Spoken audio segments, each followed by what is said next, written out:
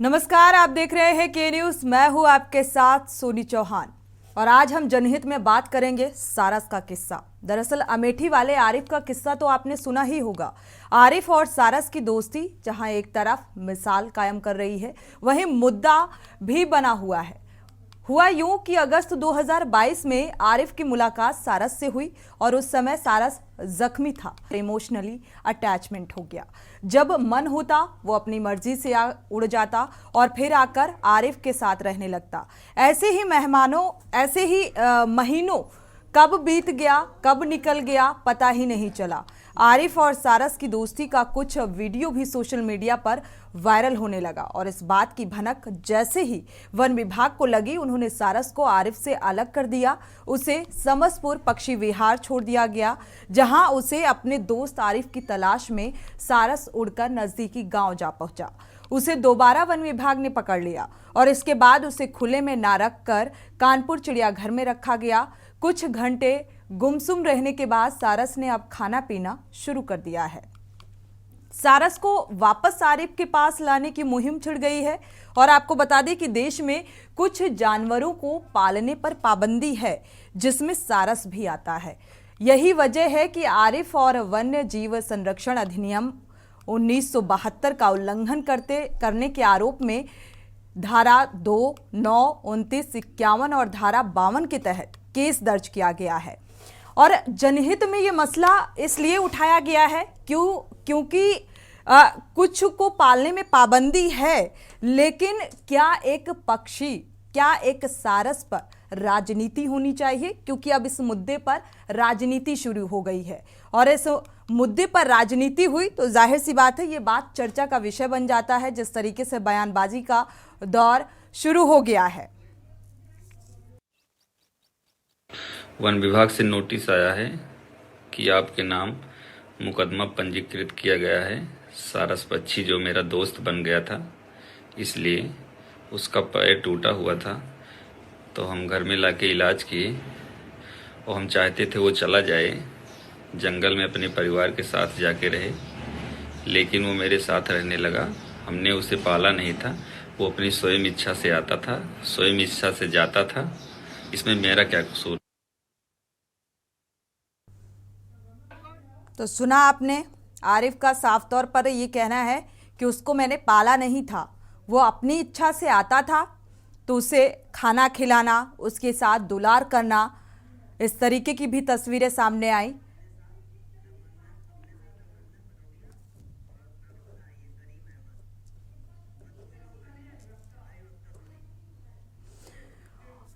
इसीलिए ये चर्चा का विषय बन जाता है कि आरिफ का इस मामले में ये कहना है कि इसे हमने पाला नहीं था, ये अपनी मर्जी का मालिक था, जब मन होता आता, जब मन होता उड़ जाता। तो फिर इसमें क्या कार्रवाई होनी चाहिए और ये कार्रवाई सही है या गलत है, इस बात को लेकर दर्शकों की राय भी बेहद अहम हो जाती है। इसी पर हम चर्चा भी करेंगे। हमारे साथ खास मेहमान जुड़े हुए हैं। रघुनंदन भदौरिया जी हैं, पूर्व विधायक हैं बीजेपी से। आपका स्वागत है इस चर्चा में शामिल होने के लिए। करीम अहमद हैं, करीम अहमद सिद्दीकी जी अधिवक्ता हैं, आपका भी स्वागत है इस चर्चा में शामिल होने के लिए। आपसे कुछ ही देर बाद दो और मेहमान जुड़ेंगे। रघुनंदन भदौरिया जी आपके पास आएंगे। सारस की दोस्ती और आरिफ का जो ये वीडियो अब सामने आ रहा है, जिसको लेकर सियासत भी तेज होती नजर आ रही है, इस पर आप क्या कहेंगे? क्योंकि अभी आपने सुना होगा, आरिफ ने कहा है कि इसे हमने पाला नहीं। देखिए, जो आरिफ कह रहे हैं अपने बचाव के लिए कर रहे हैं। पाला जरूर होगा, अगर पालते नहीं तो पक्षी अपने आप नहीं आते हैं। कोई भी व्यक्ति के पास नहीं जाता अगर प्रेम न हो जी। उनके भाव क्या थे, मैं भावों पे नहीं जाता हूँ, लेकिन जब कोई किसी को खिलाने लगता है, जब कोई किसी से प्यार करने लगता है, जब कोई किसी को सम्मान देने लगता है, तो एक दूसरे के प्रिय हो जाते हैं। लेकिन जब नियम और कानून मालूम हो तो ऐसे कार्य नहीं करने चाहिए, जिससे आम जनमानस भी यही काम करने लगे। एक संविधान है और सारा संविधान के हिसाब से भारत चलता है, कानून के नियमों से चलता है। तो मैं समझता हूँ कि अपना बचाव कर रहे हैं। इस तरह से सारस और किसी के पास नहीं जाता है। अब मैं इनसे यही पूछूं भाई, कोई पूर्व जन्म की आपकी ऐसी कोई कहानी होगी, नहीं तो और तो किसी के पास सारस जा नहीं रहा है। हम्म। कई बार आपने देखा होगा रघुनंदन जी कि अक्सर लोग छत में या अपनी बालकनी में वो छोटे छोटे बाउल रख देते हैं जिसमें दाना और पानी रखा जाता है। स्पैरो जैसी तमाम ऐसी चिड़ियां होती हैं जो आती हैं और खाती हैं चली जाती हैं, लेकिन हम उसको ये नहीं कह सकते कि हमने इसको पाल रखा है, ये नहीं कहा जा सकता है। प्रेम जी चेन्नई से एक दर्शक जुड़े हुए हैं, पहले उनकी राय साझा कर लेते हैं, इसके बाद चर्चा को आगे बढ़ाएंगे। प्रेम जी स्वागत है आपका, अपनी राय साझा कर सकते हैं। नमस्कार मैम। जी मैम नमस्कार। मेरे को ऐसा लगता है कि कुछ दिन पहले मिस्टर अखिलेश जो थे वो इस भारत की चर्चा में आए थे और उन्होंने उस समय ये भी कहा था कि हमारे पीएम साहब मोर को दाना खिला रहे थे, क्या किसी की हिम्मत है कि वो वहां से मोर ले आए? तो कहने का मतलब ये है कि इसको राजनीतिक दांव पेच दिया जा रहा है।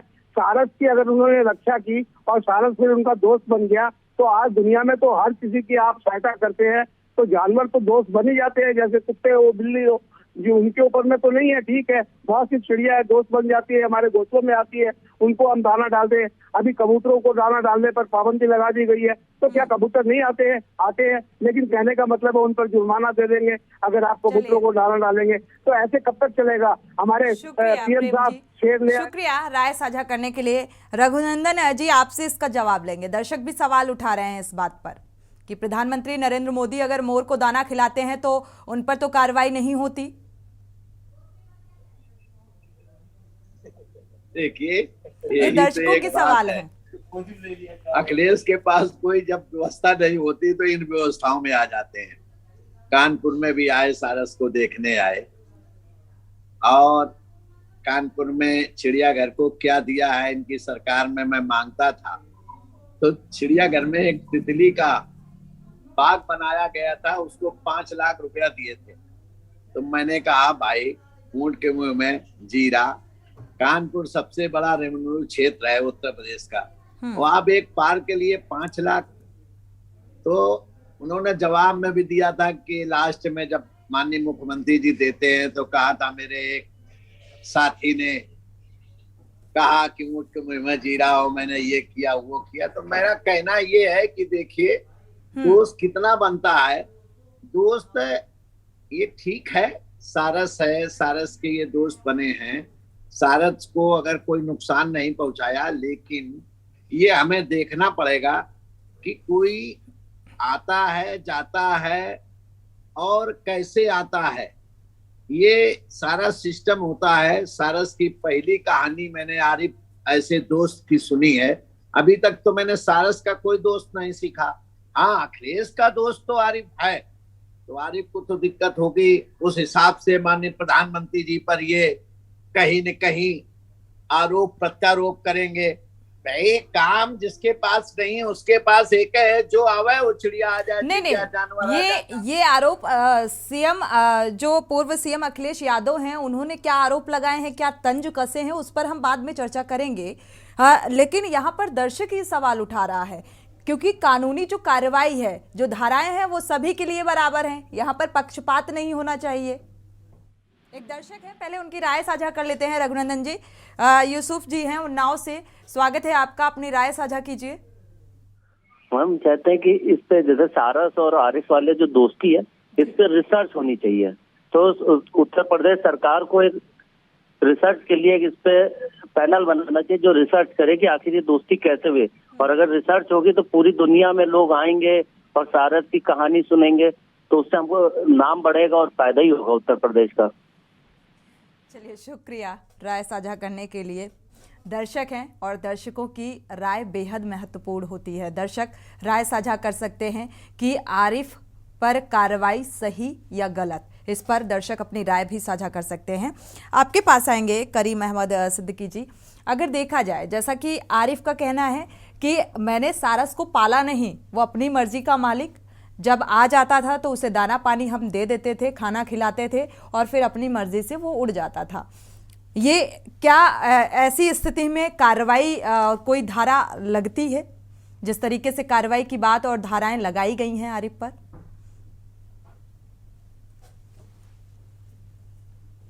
अनम्यूट करिएगा करीम जी।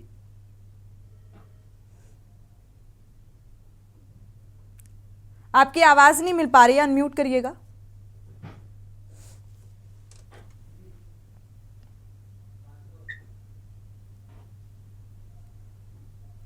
आरिफ जी, माफ कीजिएगा, करीम जी, आपको आवाज मिल पा रही है? अनम्यूट करिएगा, अनम्यूट करिएगा।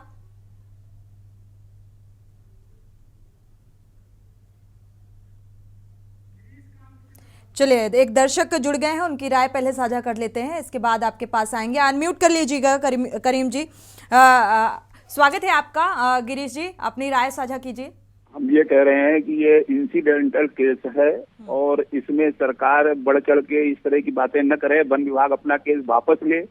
आपका सारा आपको सुरक्षित मिल गया, आप चेक कर लो उसके पैर में चोट है कि नहीं है, ये सब चेक कर लो। अगर किसी ने मदद कर दी उसकी और वो उससे हिल गया तो इसमें कोई अपराध नहीं बनता है।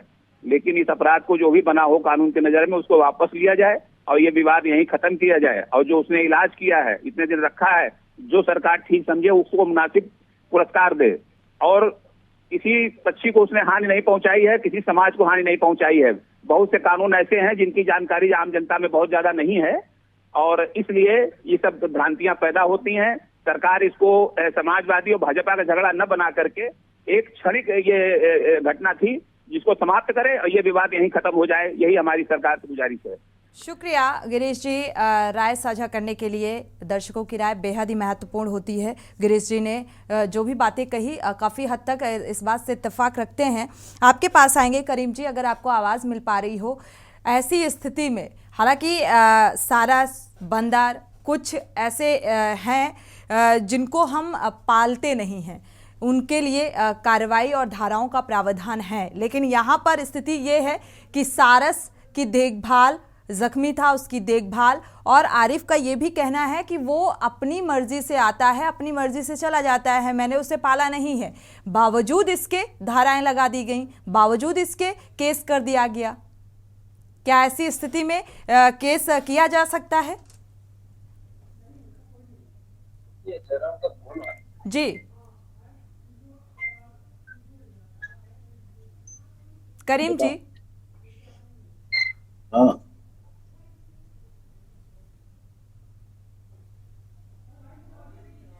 चलिए करीम जी, आपके पास आएंगे क्योंकि आपकी आवाज़ हम तक ठीक से पहुंच नहीं पा रही है। तो सवाल यही है कि आरिफ पर जो कार्रवाई है, जो केस किया गया है, क्या वो जायज़ है? इसी बात को लेकर हम जनहित में चर्चा कर रहे हैं क्योंकि इस मसले को लेकर राजनीति भी शुरू हो गई है। सारस और आरिफ की जो दोस्ती है वो किस तरीके से हुई 2022 में, और अब इस पर सियासत किस बात की वजह से की जा रही है, इसको लेकर हम चर्चा भी कर रहे हैं। रघुनंदन भदौरिया जी हमारे साथ जुड़े हुए हैं और साथ ही अधिवक्ता करीम अहमद जी भी जुड़े हुए हैं। करीम जी, आपके पास आएंगे। अगर आपको मेरी आवाज़ मिल पा रही है तो आपसे सवाल है कि आरिफ पर जो केस दर्ज किया गया है, धारा 2, 9, 29, 51 और 52 की धारा लगाई गई है। आरिफ का ये कहना है कि मैंने सारस को पाला नहीं, वो अपनी मर्जी से आता है, अपनी मर्जी से चला जाता है। तो क्या ऐसी सिचुएशन में धारा लगाई जा सकती है? आप मुझे सुन पा रही हैं? आवाज आ रही है मेरी? जी जी। देखिए सुनिए जी, जहां तक लीगल पॉइंट ऑफ व्यू की बात है इसका तो आरिफ का ये कहना बिल्कुल सही है कि मैंने मुझे पाला से सारस पंछी को पाला नहीं है। हम अगर एक्ट के मकसद की बात, पर्पज ऑफ द एक्ट है जो protection of wild life act 1972 का, उसका सीधा सा जो मकसद है ये है कि वन्य जीवों की सुरक्षा करना, वन्य जीवों का प्रोटेक्शन करना। तो वो पंछी या पशु या जो भी वाइल्ड एनिमल हैं जो कि दूध देते हैं या जो कृषि में इस्तेमाल होते हैं खेतीबाड़ी के काम में, उनके अलावा किसी को पाला नहीं जा सकता है। अब कुछ और ऐसे एनिमल आए जिसमें से डॉग हैं, तोता है, तमाम इनको पालने के लिए बाद में अमेंडमेंट होता है और अमेंडमेंट करके एक लाइसेंस का प्रोविजन बनाया जाता है कि इनको पालने के लिए गवर्नमेंट से एक लाइसेंस दिया जा सकता है। एक स्टेट सब्जेक्ट है। अब जहां तक जिस मामले पे आप चर्चा कर रही हैं, सारस और आरिफ के मामले पे, आरिफ का जैसा कहना है कि मुझे एक दिन एक खेत में घायल अवस्था में मिला, इसका पैर टूटा था, मैं लाया, मैंने इसके पैर की मरहम पट्टी की और इसके बाद से ये जाता था घूमने और फिर यहीं आ जाता था। आरिफ का अगर हम एक कानून से अलग हटकर एक उसका गुनाह मान ले तो सिर्फ इतना है कि जिस दिन उसको वहां पे वो पंछी मिला तो पास के किसी फॉरेस्ट डिपार्टमेंट को इन्फॉर्म ना करके उसने उसकी मलहम पट्टी खुद कर दी। इसके अलावा उसका कोई गुनाह नहीं। पालना ये होता है हम किसी को पिंजड़े में बंद करके रखें, किसी को रस्सी से बांध करके रखें। इसमें जो एक धारा है वो हंटिंग करने की है कि उसको किसी भी वाइल्ड एनिमल को अगर कोई मारता पीटता है, आरिफ ने उसको किसी तरीके से मारा नहीं, किसी तरीके से नुकसान नहीं पहुंचाया। मैं एक बात और बता दूं आपको, जो एक साइकोलॉजिकल बात है कि जो जी। सारस जो है ये बर्ड की कैटेगरी में आता है और ये इमोशनल होता है काफी। तो चूंकि एक व्यक्ति जो उसकी देखरेख कर रहा है, उसका जख्म सही कर शायद रहा है, इसीलिए उससे ये अटैचमेंट था। इमोशनल जी। अटैचमेंट हो गया।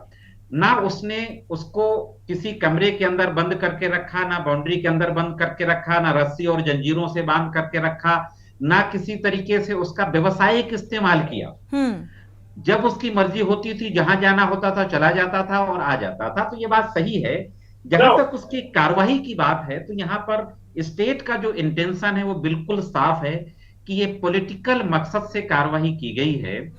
अगर इस मामले में पॉलिटिकल एंगल ना आता तो शायद ये एफआईआर ना होती। सेक्शन जो 2 है वो डेफिनेशन की बात करता है, सेक्शन 9 और 29 में हंटिंग की बात कही गई है, सेक्शन 51 में पेनल्टी होती है। तो कोई ऐसा काम आरिफ के द्वारा नहीं किया गया है जिससे ये माना जाए कि इंटेंशनली उसने किसी कानून का या वाइल्ड लाइफ जो वन्य जीव संरक्षण अधिनियम 1975 है, इंटेंशनली उसका उल्लंघन किया, ऐसा नहीं कहा जा सकता है। और बड़े दुर्भाग्य की बात है कि पूरे प्रदेश की जो एक राजनीति है वो इस सारस पे आके अटक गई है। ऐसी स्थिति में जहां तमाम और जनहित के मुद्दे चल रहे हैं उन पे बिल्कुल ना होकर के। करीम जी, यहाँ पर इंटेंशन जो है आरिफ का वो अच्छा कहा जाएगा, जिसके चलते उसने देखरेख की, उसका मरहम और लगाया, उसको ठीक किया। अभी एक अधिवक्ता कह रहे थे कि उनको तो सारा उसको आरिफ को तो बाकायदे स्टेट गवर्नमेंट को प्राइज देना जी चाहिए, बिल्कुल। इनाम देना अगर चाहिए। कार्रवाई की जाती है करीम जी तो कार्रवाई की जानी चाहिए। अगर उसने प्रताड़ित किया होता, कोई हानि पहुंचाई होती, किसी तरीके का कोई ऐसा जो धाराएं लगाई गई हैं, जैसा कि आप उसे डिफाइन भी कर रहे हैं कि धारा हंटिंग, अगर किसी तरीके का कोई नुकसान पहुंचाया गया हो तभी ये धाराएं लगाई जाती हैं। ऐसे ये धाराएं लगा दी गई हैं, जबकि ऐसा आरिफ ने किया नहीं है। यहां रुकेंगे एक छोटे से ब्रेक के लिए। ब्रेक से जब वापस आएंगे तो चर्चा को आगे बढ़ाएंगे, क्योंकि जो धाराएं लगाई गई हैं वो वाकई क्या ये जायज है या फिर नाजायज, इसी को लेकर हम चर्चा को आगे बढ़ाएंगे। यहां रुकेंगे एक छोटे से ब्रेक के लिए। आप देख रहे हैं के न्यूज, खबरों का सारथी। है कौन है, कहां से आया है, किसी को पता नहीं, और जिसको पता था वो बचा नहीं। गोला से बचना तो नामुमकिन है, पर गर्मी से बचने के लिए आपके पास है समर कूल कूलर्स, जो रखे आपको हमेशा cool. Refresh yourself this summer with summer cool coolers and watch Gola in theaters near you on 30th March.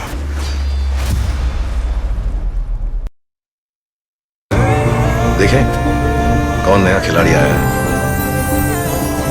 समझा देते हैं, प्यार से समझाएंगे। ये तो अपनी जुबान है। जुबान एक हो तो दिल भी एक होने चाहिए। विमल, बोलो जुबान केसरी। रोटी की कीमत बढ़ी या रूस यूक्रेन युद्ध ने बढ़ाई? पेट्रोल डीजल महंगा हुआ, क्या युद्ध भी बड़ा कारण बना? ग्लोबल मंदी का डर, भारत में भी युद्ध का असर, जेब हो रही हल्की, विश्व में युद्ध से उल्टी गिनती। दुनिया को हिंदी में देखने का जरिया, एकमात्र global Hindi news channel TV9 Bharatvarsh. अब तो सब देख रहे हैं, क्या आप नहीं? आप देख रहे हैं के न्यूज, खबरों का सारथी।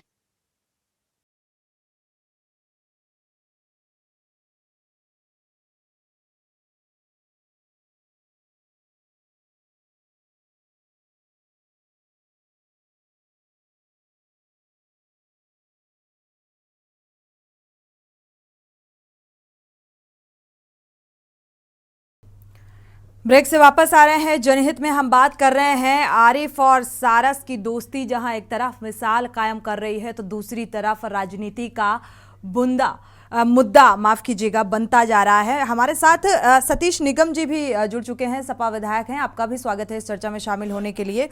सतीश जी, आपके पास आएंगे। अगर देखा जाए अब सारस और आरिफ की जो कहानी है उसमें राजनीतिक एंगल आ गया है, जिस तरीके से सियासत शुरू हो गई है, क्या इस मुद्दे पर राजनीति होनी चाहिए? बिल्कुल, मेरा स्पष्ट मानना है कि मानवता के काम में कतई राजनीति नहीं होनी चाहिए। एक बड़ा सिंपल सी बात है कि आरिफ भाई को एक पक्षी मिला जिसकी सारस मिला, उसका पैर टूटा हुआ था। मानवता के लिहाज से वो अपने घर ले आए और घर ला करके उसका इलाज किया, उसको खाना पीना खिलाया। एक बड़ी अच्छी मिसाल है कि कैसे पक्षी और इंसान की दोस्ती हो जाए। और वो उनके यहाँ से फिर नहीं गया, उनके यहाँ बस गया, रह गया। बड़ी साधारण सी बात है। उसके बाद उनसे इतना लगाव, उसने बिल्कुल परिवार जैसा लगाव महसूस किया। आज भी उनकी बात सुनकर वो भागता है, उनके पीछे पीछे भागता है।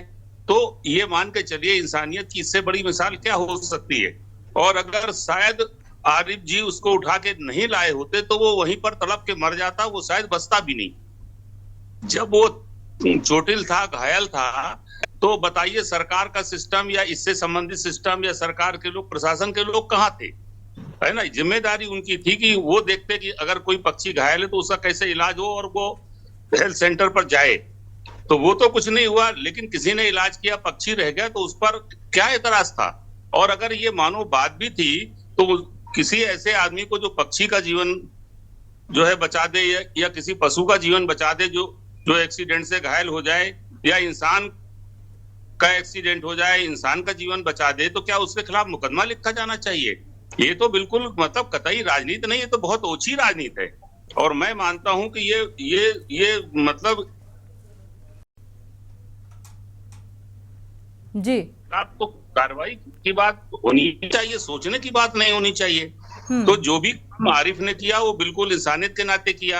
अब उत्सुकता तो हमें भी है कि भाई एक बार हम सारस को देख लें। तो देखने अगर हमारे राष्ट्रीय अध्यक्ष जी चले गए तो उसमें कौन सी बड़ी बात थी? ये कोई राजनीति तो नहीं थी। मेरा मानना है कि जैसे हमको कुतूहल है, कुतूहल और उत्सुकता उनको भी रही होगी, वो चले गए।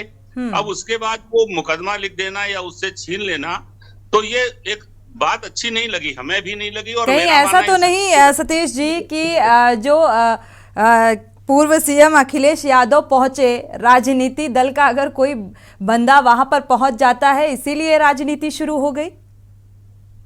क्या कहा जाए? इस बात तो मेरे कहने का सवाल नहीं है। अगर अब देखिए ना, मेरा यही तो कहना है कि अगर अखिलेश जी देखने चले गए या कोई चला जाता, हम कह रहे हैं अगर कोई भारतीय जनता पार्टी का आदमी चला जाता देखने, तो क्या उसके खिलाफ मुकदमा लिख जाता? कतई नहीं लिखा जाता। केवल इसलिए लिखा गया मुकदमा कि अखिलेश जी चले गए, सारस को छीन इसलिए लिया गया। अरे अगर इंसान हो, ये तो लोगों को याद रखनी चाहिए। ये मिसाल ऐसी है कि आदमी उसकी मिसाल देता है, लोगों को इसका एग्जाम्पल देता है कि देखो इंसान और पक्षी के बीच, इंसान और पशु के बीच कैसा संबंध स्थापित हो सकते हैं। इसकी आज के इस दौर में जहां किसी को फुर्सत ना हो अपने खास लोगों की, परिवार की सुनने की, कोई आदमी पशु और पक्षी की चिंता करे, उसका इलाज करावे, उसे अगर सुरक्षित कर दे, तो इससे बड़ी मानवता का और क्या कार्य हो सकता है? तो मेरा मानना है कि जो सियासत इसमें हो रही है, भारतीय जनता पार्टी कर रही है, बहुत छोटी और ओछी सियासत कर रही है। रघुनंदन जी, आप लोग बेवजह राजनीति करते हैं, ऐसी ओछी राजनीति कर रहे हैं।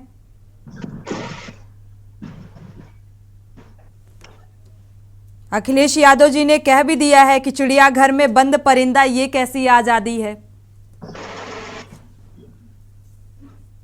अनम्यूट करिएगा।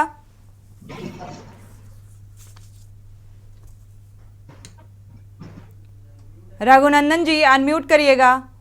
हाँ, आवाज आ रही है? जी, मिल पा रही है। आ रही ना जी। देखिए, ये सबसे बड़ी बात है कि समाजवादी पार्टी के पास अब कोई काम नहीं है। कहाँ आती है? अगर कोई भी व्यक्ति, कोई भी अगर किसी तरह से चुटेल मिला तो उसके लिए सरकार ने योजना बना रखी है, वहां डॉक्टर बना रखे हैं, अपने पास रखने के नहीं है।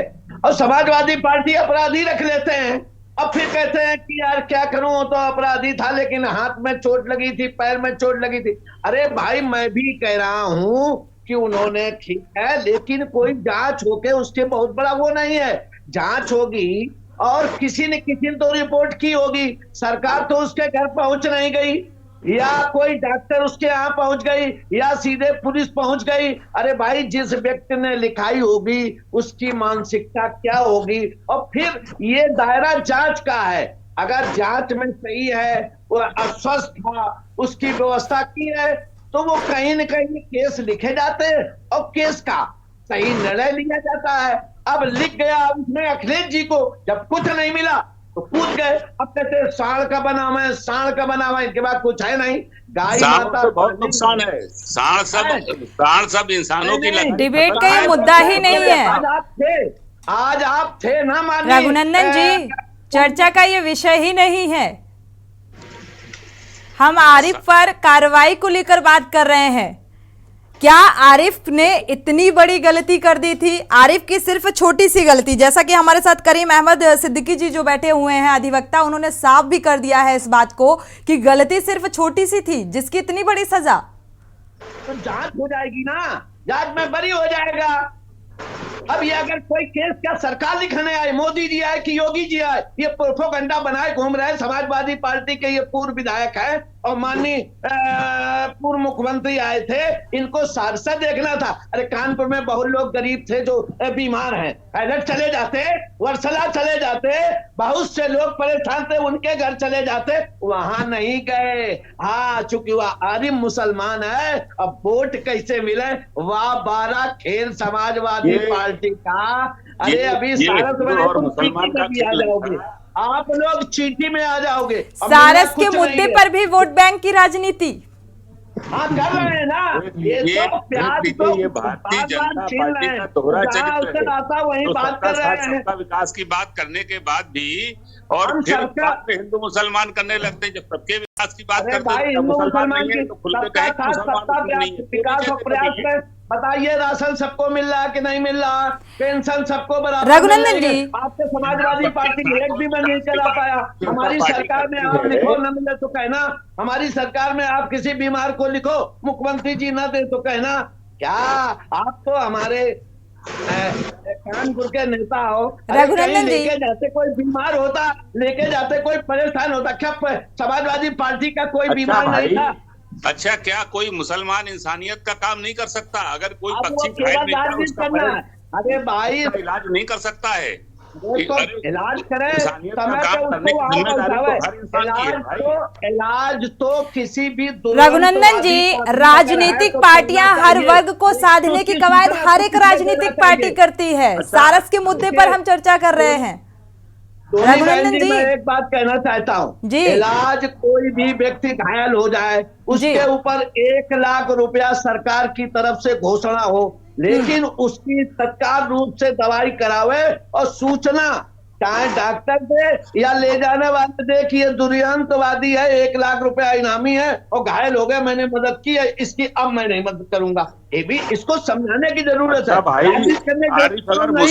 इसके ऊपर ऐसा नहीं कि बहुत बड़ा केस लगा जा रहा है तो केस चला जाएगा। इंसानियत के नाते मदद कर दी तो क्या मुसलमान इंसानियत का काम नहीं कर सकता? ऐसा कुछ है भाई? यही तो तुम्हारा वोट बढ़ाने का केवल दिमाग लगा रहा है। इसको वोट से मत जोड़िए। जब आरिफ की वजह से मदद की होगी, अरे भाई जाने कितने दिमाग में नहीं रहा होगा, उसके दिमाग मैं बताऊं कितने हिरन लोगों ने पकड़े। चलिए सतीश जी, आपके पास आएंगे। रघुनंदन जी, एक दर्शक पहले ले लेते हैं, उनकी राय साझा कर लेते हैं। गिरीश जी, स्वागत है आपका, अपनी राय साझा कीजिए। मैं भदौरिया जी से ये कहना चाहता हूँ कि उनके प्रधानमंत्री जी और उनके भागवत साहब जो है पसमानदा मुसलमान ढूंढ रहे हैं गली गली, इसलिए ये हिंदू मुसलमान की बात न करके केवल एक व्यक्ति ने जो थोड़ी छोटी गलती कर दी होगी उसको माफ कराइए और केस खत्म कराइए। हिंदू मुसलमान की बात मत करिए। गली गली घूम रहे हैं आपके भागवत साहब और प्रधानमंत्री जी, पसमानदा मुसलमान ढूंढ रहे हैं पूरे देश में, हर मस्जिद और जगह जा रहे हैं। तो अब आप ऐसी बातें नीचे लेवल पर मत बोलिए, अपने प्रधानमंत्री जी से पूछ लीजिए ऐसा करें कि ना करें। और आरिफ भी जहां तक पसमानदा मुसलमान ही होगा उसको माफ करवाइए आप। गिरीश जी शुक्रिया। ये किसी राजनीतिक पार्टी का जो कहा जाए कि बात निकलकर सामने आ रही है या राय निकलकर सामने आ रही है, सुझाव सामने आ रहा है, ये कोई राजनीतिक दल का व्यक्ति नहीं है, एक आम आदमी है जो अपनी राय साझा कर रहा है और सवाल उठा रहा है। ब्रेक से वापस आ रहे हैं। सारस और आरिफ की दोस्ती में अब राजनीति, ये बड़ा ही दुर्भाग्यपूर्ण है और इसी को लेकर हम चर्चा भी कर रहे हैं जनहित में आज। इसीलिए इस मुद्दे को उठाया गया है क्योंकि इस पर बयानबाजी भी शुरू हो गई है और राजनीति भी शुरू हो गई है। आपके पास आएंगे करीम जी। अगर देखा जाए तो आपने जो धाराएं आरिफ पर लगाई गई हैं उसको डिफाइन किया, साथ ही धारा 52 किस गुनाह पर लगाई जाती है ये भी बताइएगा, और जो छोटा सा गुनाह आरिफ ने किया कि फॉरेस्ट विभाग को सूचना नहीं दी, बजाय उसके खुद इलाज किया सारस का, तो उस स्थिति में कौन सी धारा लगाई जानी चाहिए थी? जी देखिए, ऐसा कोई प्रोविजन नहीं है कि अगर सूचना कोई नहीं देता तो कोई धारा लगाई जाए। इसमें जो धाराएं हैं, धारा 2 तो डेफिनेशन है, मैंने बताया। धारा 9 में है कि अगर कोई वाइल्ड एनिमल के साथ हंटिंग करता है, और धारा जो 29 है, 29 ये कहती है कि no person shall be destroy, exploit और रिमूव एनी वाइल्ड लाइफ। किसी भी वन्य जीव को उसको एक्सप्लॉइट नहीं करेगा, डिस्ट्रॉय नहीं करेगा, कहीं से उसको हटाएगा नहीं। तो ये दोनों, ना तो उसने 9 का अपराध किया है और ना ही उसने 29 का अपराध किया है। 51-52 पेनाल्टी के संबंध में है। जो धारा 9 और धारा 29 का ऑफेंस करेगा उसको 51 और 52 के तहत उसको पनिशमेंट दिया जाएगा जी। 3 साल तक का पनिशमेंट है, 25,000 तक का इसमें फाइन आ जाता है जी। तो उसने ना धारा 9 का ऑफेंस कमिट किया है और ना धारा 29 का ऑफेंस कमिट किया है। ये एक जनरल रूल की बात है कि अगर कोई कहीं आदमी, कोई वन्य जीव ऐसा मिलता है जो प्रोहिबिटेड है, जिसको पाला नहीं जा सकता है, तो आप संबंधित विभाग में इंफॉर्मेशन दे दीजिए। लेकिन ना देना भी कोई ऑफेंस नहीं है।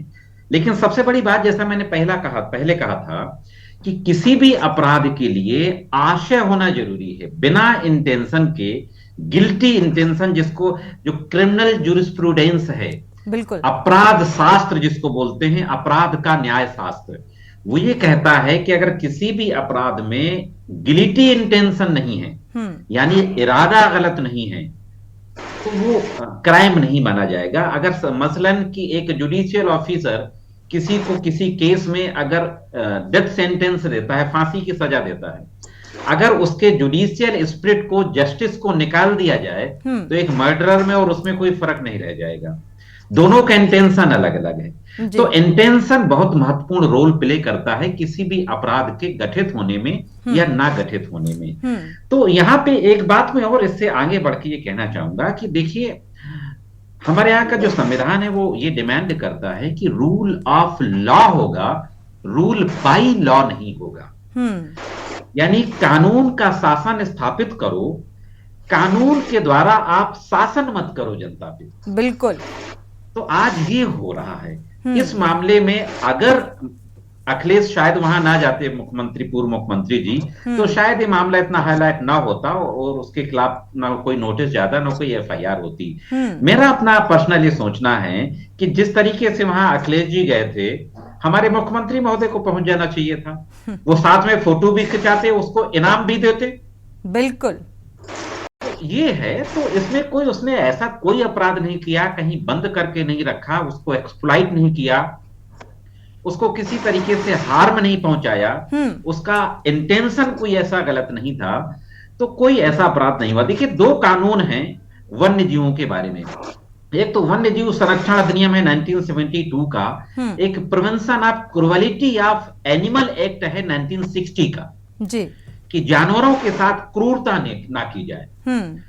तो ये दोनों ही काम उसने नहीं किए। और दूसरा, जो भारत की अपनी आईपीसी है, Indian penal code, Indian penal code का सेक्शन 428 और 429 में भी ये प्रोविजन है कि अगर कोई किसी जानवर को पॉइजन वगैरह दे के उसको चोट पहुंचाता है, मार देता है, तो 428, 429 के तहत कार्रवाई हो जाती है। तो इस तरीके से जितने भी कानून हैं, धाराएं हैं, ऐसा उसने कोई अपराध नहीं किया है। अभी एक दर्शक ने यह भी कहा था कि हमारे प्राइम मिनिस्टर साहब ने भी मोर, जो कि राष्ट्रीय पक्षी है, उसको अपने घर में उसको दाना खिलाया। तो अगर इस तरीके से देखा जाए तो उसको तो वहां होनी नहीं चाहिए, उसको तो पंछी विहार में होना चाहिए। उनके घर में क्या कर रहा था वो पंछी? तो ये बहुत से सवाल उठते हैं। तो मैं समझता हूं कि रूल बाय लॉ है, और जब सरकारें, कोई भी सरकार हो, सपा हो, बसपा हो, भाजपा, कांग्रेस, में किसी पर्टिकुलर पार्टी की बात नहीं कर रहा हूं, जब सरकारें कानून का सहारा लेकर के राज करने लगती हैं लोकतंत्र में, तो वो लोकतंत्र के लिए घातक हो जाता है। रूल, जैसा मैंने कहा कि रूल बाय लॉ नहीं होना चाहिए, रूल ऑफ बहुत लॉ अच्छी बात होना कही चाहिए। है आपने करीम जी। अगर सतीश जी आपके पास आएंगे, आपके जो अध्यक्ष जी हैं सीएम अखिलेश यादव, सारस का हालचाल जानने के लिए गए थे। तो ठीक है, अगर सारस का हालचाल जानने के लिए गए थे अच्छी बात है, लेकिन वहां पर जाकर इस तरीके का तंज कसना कि चिड़ियाघर में बंद परिंदा, ये कैसी आज़ादी है। सीएम आदित्यनाथ का जो डॉग है उसका नाम गोलू है, क्या वो भी अब चिड़ियाघर जाएगा? तो इस तरीके की बयानबाजी के क्या मायने हो? देखिए ऐसा है, चलिए यूपी कैबिनेट की बैठक खत्म हुई है। इस वक्त बड़ी खबर मिल रही है और सीधे प्रेस कॉन्फ्रेंस हो रही है। प्रेस कॉन्फ्रेंस पर लेकर चलते हैं आपको। रिन्यूएबल एनर्जी की परियोजनाओं में से विद्युत का इवैक्यूएशन करने के लिए, विद्युत को बाहर ले जाने के लिए, खास करके बुंदेलखंड क्षेत्र में से ये योजना हम लोग लेकर के आए हैं, जिसमें 4000 में से 1800 मेगावाट के सोलर पार्क गरूठा झांसी में, ताल बेहट ललितपुर में, चित्रकूट में 600 मेगावाट के लगेंगे। दूसरा 600 मेगावाट का माधोगढ़ जालौन जिले में लगेगा। उसी प्रकार 1400 मेगावाट के अन्य प्रोजेक्ट भी उसी क्षेत्र में, बुंदेलखंड क्षेत्र में लगने वाले हैं। उसके उपरांत एक और बड़ा प्रोजेक्ट 1200 मेगावाट का भी उसी बुंदेलखंड क्षेत्र में आ रहा है। इस प्रकार बहुत बड़ी क्षमता के सोलर एनर्जी के प्रोजेक्ट बुंदेलखंड में लगने वाले हैं। उसके मद्देनजर 4000 मेगावाट का ये पावर जो पैदा होगा रिन्यूएबल एनर्जी का, उसको इवैक्यूएट करने के लिए, उसे बाहर ले जाने के लिए हम लोगों ने भारत सरकार की जो ग्रीन एनर्जी कॉरिडोर की योजना है उसमें काम करते हुए एक महत्वाकांक्षी एक प्रोजेक्ट बनाए हैं, जिसकी कीमत, टोटल प्रोजेक्ट कॉस्ट जो है 4786 करोड़ रुपए की आएगी और 2172 किलोमीटर लंबी ये ट्रांसमिशन लाइन और उसमें 20 सब स्टेशन भी स्थापित होने वाले हैं पूरे क्षेत्र से पावर को बाहर ले जाने के लिए। इस प्रकार की ये महत्वाकांक्षी योजना जो है माननीय मंत्रिपरिषद ने, माननीय मुख्यमंत्री जी ने मंजूरी दी है, जिसमें 20% फंड का अंशदान जो है वो उत्तर प्रदेश सरकार का रहेगा, 33% भारत सरकार देगी और 47% हम लोग जर्मनी की एक वित्तीय संस्था है KfW, उसके तहत भारत सरकार के द्वारा टाई अप किया हुआ लोन के जरिए ये हम लोग करेंगे। इसमें 765 केवी के का एक सब स्टेशन, 400 केवी के 3 सब स्टेशन, 220 केवी के 10 सब स्टेशन और 132 केवी के 6 सब स्टेशन लगेंगे और ये पूरी योजना आने वाले 2 से 3 साल के अंदर हम लोग पूरी इसको अमल कर देंगे। दूसरा हमारा प्रस्ताव था, हमारे जो 132 केवी के जो सब स्टेशन होते हैं वहां से लेकर के हमारा जो SLDC है, स्टेट लेवल डाटा सेंटर जो है, वहां से डाटा का अविरत प्रवाह चालू रह सके या क्वालिटी डेटा का ट्रांसफर हो सके, रियल टाइम डेटा मिल सके, इसके लिए हमने पिछले 1 वर्ष में लगभग 10,000 किलोमीटर की, पिछले 2-3 वर्षों में लगभग 10,000 किलोमीटर की हमारी जो लाइनें हैं उनको ऑप्टिकल फाइबर, जो कम्युनिकेशन लाइन है जो बिजली के तारों के ऊपर से जाती है, उसकी मैं बात कर रहा हूँ, ऐसी 10,000 किलोमीटर की लाइनों को ऑप्टिकल फाइबर हमने परिवर्तित किया था। अभी का प्रस्ताव ये है कि अन्य 6,636 किलोमीटर की इस प्रकार की ऑप्टिकल फाइबर लाइन डालने और हमारे जो 132 केवी के अन्य जो सब स्टेशन हैं जिनपे अभी ऑप्टिकल फाइबर से जिनको हम कनेक्ट नहीं कर पाए थे, उनको भी हमारे डेटा सेंटर से कनेक्ट करने का ये प्रस्ताव है। और इसमें भारत सरकार का भी योगदान रहेगा। 30% उत्तर प्रदेश सरकार देगी और बाकी का हम लोन लेकर के आएंगे। भारत सरकार भी इसमें अपनी सब्सिडी देने वाली है। इसके बनने से हमारा जो डाटा है उसका जो ग्रिड का कंट्रोल होता है कि कब कहाँ पावर कितना चाहिए, कितना हम दे रहे हैं, कितना यूज हो रहा है, किस सब स्टेशन पे कितना पावर गया, कितना वहां से आगे गया, इसका रियल टाइम डेटा हमारे स्टेट लेवल डेटा सेंटर में रहेगा। स्काडा के द्वारा जो डाटा का फ्लो होता है उसमें हमें सुविधा बनेगी और पूरी जो बिजली का जो ग्रिड है उसका हम बेहतर व्यवस्थापन कर पाएंगे। इस प्रकार का ये पूरा प्रोजेक्ट 359 करोड़ रुपए का है, जिसमें 151 करोड़ रुपया भारत सरकार देगी सब्सिडी के रूप में और बाकी का जैसा मैंने कहा कि 30% उत्तर प्रदेश सरकार लगाएगी और 70% हम लोन से करेंगे। इसका एक और बढ़िया पासा ये है कि जो पिछले दिनों में ऑप्टिकल फाइबर लाइनें लगी थी उसका पिछले 1 साल में हमने थोड़ा कमर्शियलाइजेशन भी करने की कोशिश की, जिसमें बिजली के डेटा के उपरांत जो बची हुई जो उसमें ऑप्टिकल फाइबर में जो लाइनें होती हैं उनको हमने टेलीफोन के कंपनियों को दे करके कुछ रेवेन्यू भी कमाने का हमने प्रयास किया है और कुल 200 अभी तक की जो लाइनें हैं उनमें 260 करोड़ रुपए के लिए अनुबंध हमारा हुआ है। उसमें से लगभग 69 करोड़ रुपया तो हमको मिल भी चुका है। तो इस प्रकार जो हम इसमें ऑप्टिकल फाइबर करने में जो हम इन्वेस्टमेंट करेंगे वो पूरा का पूरा एक तरह से सरकार को वापस आ जाएगा। अगला प्रस्ताव हमारा नगर विकास विभाग का था। भारत सरकार ने एक नेशनल अर्बन डिजिटल मिशन राष्ट्रीय स्तर पे, देश के स्तर पे शुरू किया है और उनकी इच्छा है कि राज्य सरकारें भी इस डिजिटल मिशन को एडॉप्ट करें और उसी प्रकार की कार्रवाई राज्यों में भी हो। स्वाभाविक रूप से डिजिटलाइजेशन जो है वो एक समय की मांग है। बहुत ही उससे अच्छा व्यवस्थापन, अच्छा नियंत्रण, उससे अच्छा कंट्रोल हम कर पाते हैं अपनी बातों को। तो अर्बन क्षेत्र में ये state urban development mission, digital mission के स्थापना और उसके अमलीकरण के लिए आज हमने मंत्रिमंडल से मंजूरी मांगी थी, जिसके लिए माननीय मंत्रिपरिषद ने हमें माननीय मुख्यमंत्री जी के नेतृत्व में मंजूरी दिया है। इसके बनने से कुल मिलाकर के पूरे अर्बन सेक्टर का डिजिटल गवर्नेंस या ई गवर्नेंस के क्षेत्र में हम काफी स्ट्रांग हो जाएंगे और जनता को जो मिलने वाली सेवाएं हैं, जैसे मैं बहुत दिन से मेरे मन में ये इच्छा रही है कि जैसे आदमी रेलवे का टिकट पहले खिड़की पे जाता था, जहाँ का टिकट मांगता था वहाँ का मिल जाता था, अब घर बैठे बैठे जहाँ का टिकट चाहता है वो बुक कर लेता है। वैसे ही आपको जन्म का प्रमाण पत्र हो, मृत्यु का प्रमाण पत्र हो, अपनी प्रॉपर्टी का प्रमाण पत्र हो, ये भी हम नगर पालिकाओं में या नगर निगमों में क्यों नहीं दे सकते। तो इसको आगे बढ़ाने के लिए ये डिजिटल मिशन बहुत काम आएगा और उसके चलते हम अपने पूरी व्यवस्थाओं को डिजिटल उससे जोड़ देंगे और रियल टाइम पे हम जो भी डेटा हम चाहेंगे वो हमें मिल जाएगा।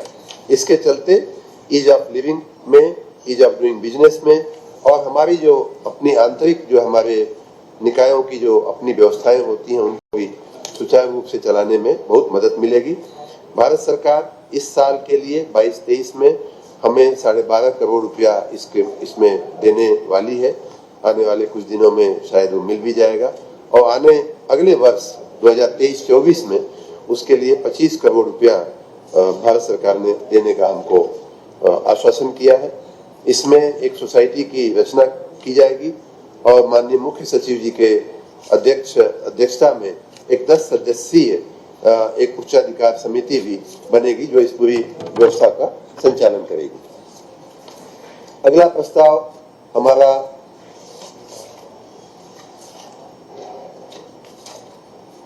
हमारे नगर निकायों के चुनाव को लेकर के था।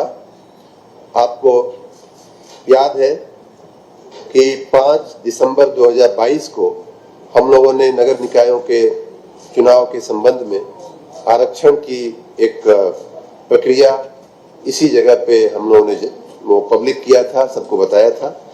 उस जो आरक्षण की जो हमारी प्रक्रिया थी उसमें सभी वर्गों को समुचित आरक्षण देने की व्यवस्था की गई थी। ओबीसी को 27% और अन्य वर्गों को भी जितना संवैधानिक उनका अधिकार है वो पूरी व्यवस्था की गई थी। लेकिन कुछ लोग हाई कोर्ट में गए, हाई कोर्ट ने हमें कुछ निर्देश दिए।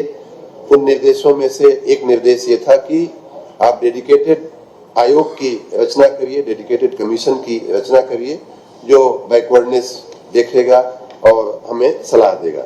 उस आयोग की रचना हमारी माननीय मुख्यमंत्री जी के सूचना के मुताबिक तात्कालिक कर दी गई थी और उस आयोग की रिपोर्ट भी हमें मिल गई है। साथ ही हमने कुछ बातों पे जिन बातों से हम माननीय उच्च न्यायालय से सहमत नहीं हो पा रहे थे, उन बातों को लेकर के हम माननीय सर्वोच्च न्यायालय में गए, सुप्रीम कोर्ट में गए और सुप्रीम कोर्ट ने कहा था कि इन दोनों बातों को एक तो चुनाव कराने की जो बात थी वो और सभी वर्गों को आरक्षण देने की बात जो थी, उन्होंने कहा कि दोनों को एक साथ हमें देखना पड़ेगा। और उस प्रक्रिया में माननीय सर्वोच्च अदालत ने ये हम लोगों को निर्देश दिया था कि जिस आयोग की आपने रचना कर दी है उस आयोग का रिपोर्ट जल्दी से जल्दी मिल जाए। हमें निर्देशित किया गया था कि मार्च तक में उसकी रिपोर्ट मिल जानी चाहिए। मैं आयोग के माननीय अध्यक्ष जी का और सदस्यगण का एक बार फिर मैं धन्यवाद देना चाहूंगा कि बहुत ही समय से पहले उन्होंने 9 मार्च को उन्होंने अपनी रिपोर्ट दी। तो यूपी कैबिनेट की अहम बैठक के बाद ये भारत सरकार के मंत्री ए के शर्मा प्रेस कॉन्फ्रेंस कर रहे थे। टोटल आपको बता दें 22 प्रस्तावों को मंजूरी मिली है।